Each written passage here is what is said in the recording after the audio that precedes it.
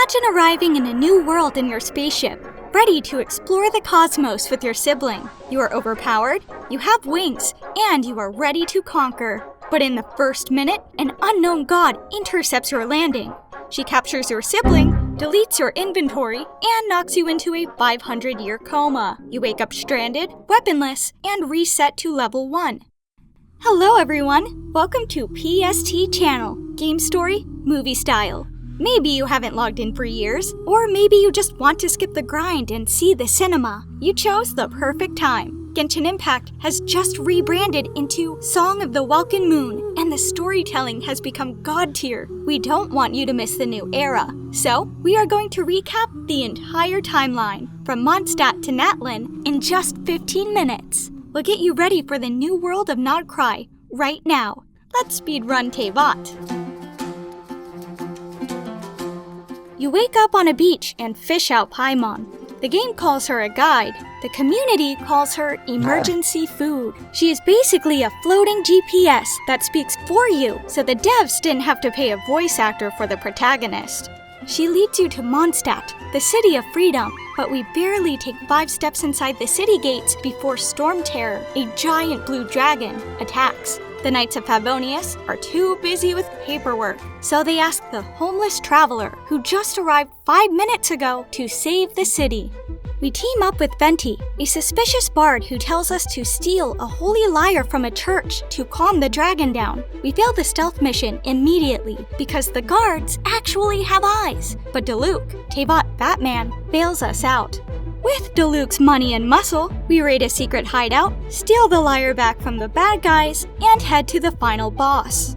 We shoot the dragon with wind pew-pews, purify his corruption, and save the day.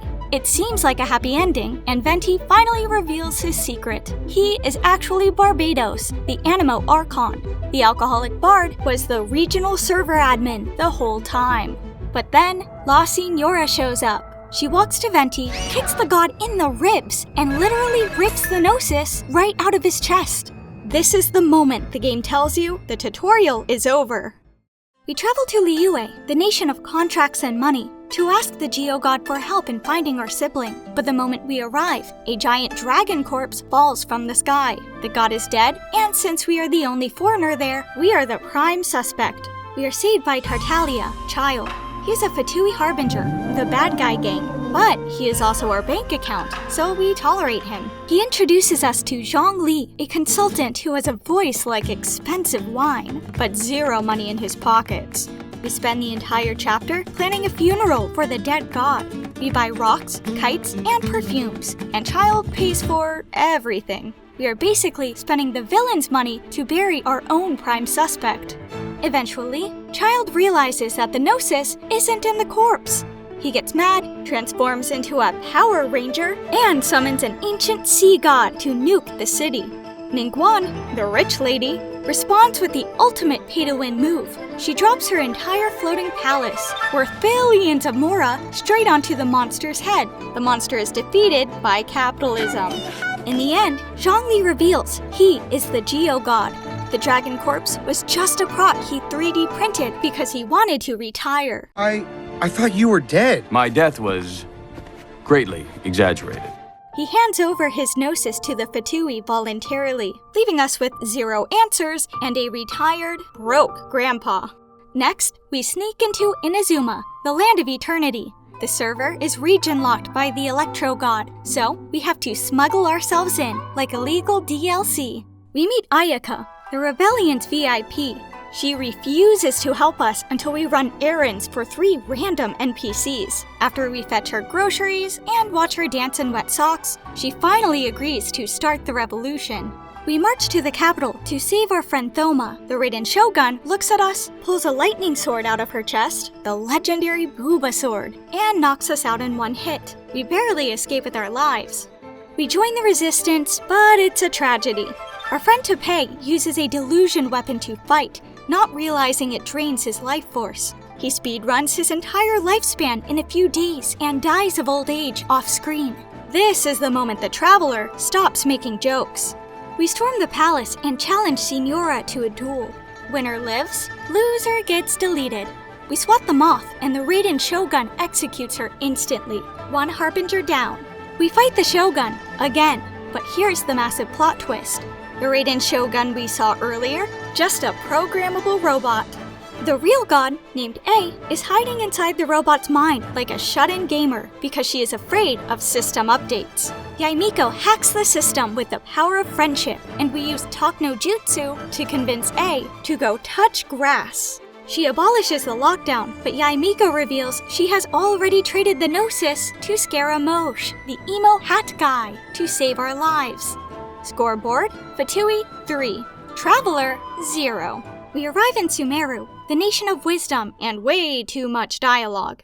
The people here wear Akasha terminals, which are basically Google Glass headsets connected to the internet.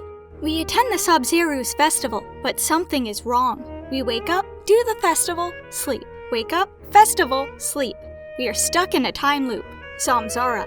The sages are using our brains to mine crypto. I mean knowledge. To break the loop, Nilou performs a dance so illegal, it crashes the server. We wake up and team up with El Haytham, the feeble scholar with huge muscles, and Sino, the joke police, to overthrow the government. We storm the academy and find Scaramouche again. The sages have turned him into a literal god Gundam. He is so strong, like a Dark Souls boss, which is why we fight him inside a simulation 160 times until we memorize his attack patterns. Then, we smash the robot and rip the Gnosis out. But the real virus has already infected Greater Lord Rukadavakia, the previous admin. We enter Erminzel, the hard drive of the world, and Nahida, the current admin, is forced to press Format Drive. History is rewritten. Nobody remembers the previous god ever existed, except us. We saved the world, but the doctor, Dottore, shows up and trades some secret lore for the Gnosis anyway. Scoreboard, Fatui, 4. Traveler, 0. Welcome to Fontaine, the nation of justice. Here, the laws are written by a drama queen, the judge is a dragon in a human suit, and the penalty for crimes is getting dissolved into human juice. We meet Farina, the Hydro Archon. She talks big, challenges us to a duel, and then immediately backs down when we accept. She is the literal definition of all bark, no bite. We go to the Opera House and immediately turn into Phoenix Wright from Ace Attorney. We defend a magician named Linny, while Neuvillette, the Chief Justice, judges us from the high ground. We prove Linny is innocent, but we also accidentally reveal that he is a Fatui.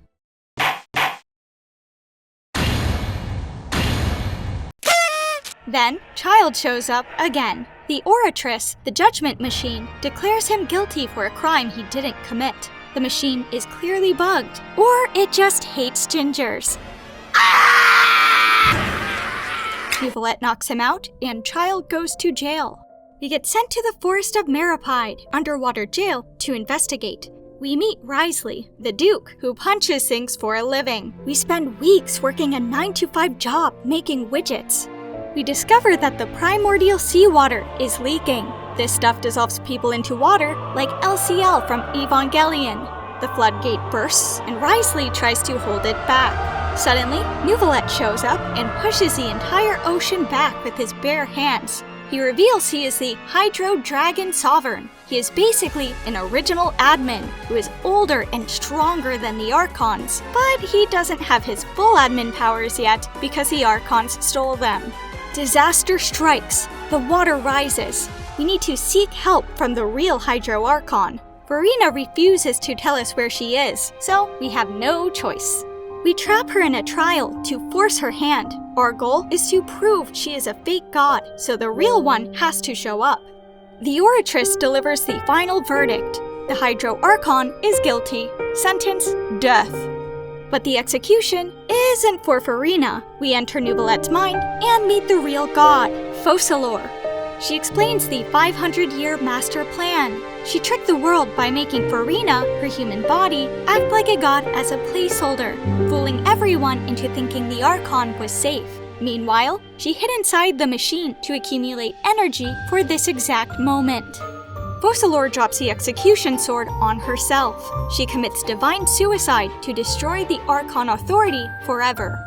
By dying, she returns the stolen admin privileges to Neuvillette, making him a complete dragon god again. Neuvillette uses his power to defeat the all-devouring narwhal, the root cause of the apocalypse, and patch up the human dissolution bug, saving everyone. The prophecy is fulfilled, the throne is destroyed, the Archon is dead, but the people are safe. Farina retires to eat macaroni and cry. I'm making fucking mac and cheese, and nobody can stop! She's the true MVP, tasked with lying to everyone for hundreds of years. However, the Traveler loses. Again. Arlecchino, the knave, shows up to collect the Hydronosis. Neuvillette literally just hands it to her, like, here, take this useless USB stick. I have dragon powers now. Scoreboard, Fatui, 5. Traveler, 0. Well then, Traveler. Bon voyage! We finally arrive in Natlan, the nation of war. It is basically James Cameron's Avatar, but with better music. We are on Pandora now. We have floating mountains, glowing lights, and tribes that ride dragons called Sorens. We meet Kachina, a small girl with a geodrill. She enters the Pilgrimage, the Battle Royale, to prove herself. She actually wins, but there's a catch. The winners don't get a trophy. They get drafted into an endless war against the Abyss. Usually, the Pyro Archon Mavuika, the biker mom, can revive fallen warriors like a respawn point, but this time, the Abyss hacks the server. Kachina is stuck in the Night Kingdom, the recycle bin, and her file is about to be deleted. We refuse to let the cinnamon roll die. We team up with Mualani, Shark Girl, and dive into the recycle bin to drag Kachina back to the desktop. But saving Kachina was just the tutorial. The Abyss launches a full-scale invasion. The sky turns purple, monsters flood the streets, and the respawn beacon is destroyed. If you die now, it is permadeath. It is an Avengers-level threat. We assemble the 6 heroes of Natlan. We have the Shark, the Drill, the Dendro Spider-Man, Kinich, and the Cowboy Elf, Chaska. We hold the line in an epic war sequence, and thanks to the squad, we actually win the fight. But victory has a price. Mavuika is about to pull an I am Iron Man move to fulfill her bargain with the dead god and save the Marvel Cinematic Universe. That is when the captain, Capitano, steps in. He isn't just a villain. He is a survivor of a fallen kingdom. He refuses to let her die. He sacrifices himself to the Lord of Night. He rewrites the rules of ley lines and fixes the respawn system forever. He is a villain with standards. We win the war, and for the first time in history, we actually keep the Gnosis. Fatui failed to get it. Natlan remains the only nation to successfully defend their God Mode item. Scoreboard, Fatui 5, Traveler 1. We finally got a win. The story is looking up. We are ready to march to Snezhnaya and settle the score. Is what I would say if the script followed logic. But nope, the writers decided to drift the plot into a completely new lane called Not Krai. This is the moment Genshin Impact officially rebrands into Song of the Welkin Moon. Listen to me closely. Everything I just told you, that was just the prologue. The old Genshin Impact is over. No more filler episodes. Even Paimon's voice actor got replaced. We are entering Song of the Welkin Moon. This is where the story stops yapping and starts being absolute cinema. The story is finally reaching where we see battle between god deity, dragon, abyss, and ancient sinner stuff. If you thought the Archon War was crazy, you are not ready for Not Krai. This is the peak fiction you have been waiting 6 years for. Don't let the story end here. Click the playlist right now. We are covering the entire Song of the Welkin Moon saga, chapter by chapter, with full cinematic ending. The real journey starts now. Seek the story, think PST.